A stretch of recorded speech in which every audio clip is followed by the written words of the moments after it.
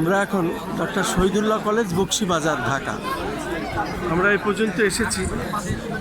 Hosni দালাল থেকে র্যালিটি শুরু হয়েছিল, সেখান থেকে আমরা এসেছি এবং ধীরে ধীরে এটা আরও লাইন দীর্ঘ হচ্ছে এবং ঘন্টার পর ঘন্টা চললেও এই তাজিয়া মিছিল আসলে শেষ হবে না, যেহেতু এটা শোকের মাতম। আমাদের প্রিয় নবী হজরত মোহাম্মদ সাল্লাল্লাহু আলাইহি সাল্লামের দৌহিত্র দুই নাতি ছেলে হাসান হোসেন এজিদের কাছে নৃশংস নির্মমভাবে অন্যায়ের প্রতিবাদ করতে গিয়ে শহীদ হয়েছিলেন এবং হাসান হোসেনের এই শহীদের প্রতিবাদকে তারা এইভাবেই দেখেন এবং এই শোককে এইভাবেই তারা বুকে ধারণ করেন। আমরা দেখতে পাচ্ছি কালো পোশাক শোকের যে চিহ্ন, এবং আমরা দেখতে পাচ্ছি এইভাবেই নারী পুরুষ শিশু অবাধ বনিতা আবাল বনিতা সকলেই এখানে আছেন এবং আমরা দেখতে পাচ্ছি নারী পুরুষ শিশু আবাল বনিতা বৃদ্ধ আবাল বনিতা সকলেই আছেন। এই শোককে তারা পালন করছেন। আমরা দেখতে পাচ্ছি শিশু বাচ্চাকে নিয়েও এসেছেন এবং আমরা দেখতে পাচ্ছি এই শোক কীভাবে তারা পালন করেন। এটা দেখলেই বোঝা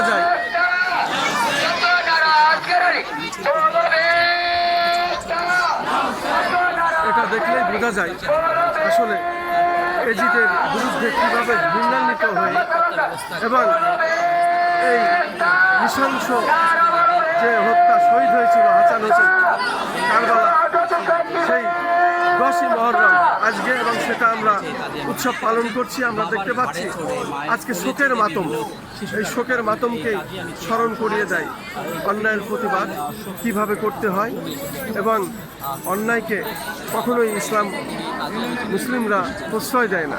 সেটাই আসলে হাসান হোসেন শহীদের মাধ্যমে আমাদের এই ইতিহাস রচনা হয়েছিল এবং সেটাই আমরা আজকে 10ই মুহররম দেখিয়ে যাচ্ছি। পরিবারের সবাই আমরা দেখতে পাচ্ছি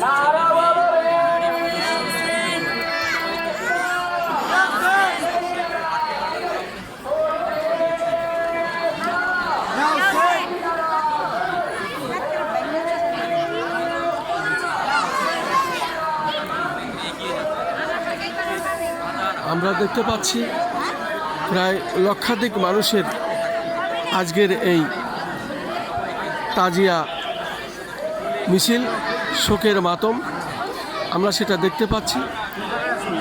বৃদ্ধ আবাল বনিতা এবং নারী পুরুষ শিশু সম্মিলিতভাবে তারা আছেন এবং আমরা দেখতে পাচ্ছি তারা এই মিছিলে শরিক হয়েছেন, এই শোকের মাতম করছেন।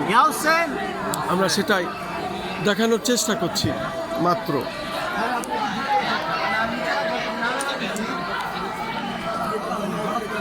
আমি ধারাবাহিকভাবে সকাল থেকে এটা ধারণ করছি এবং দেখানোর চেষ্টা করছি।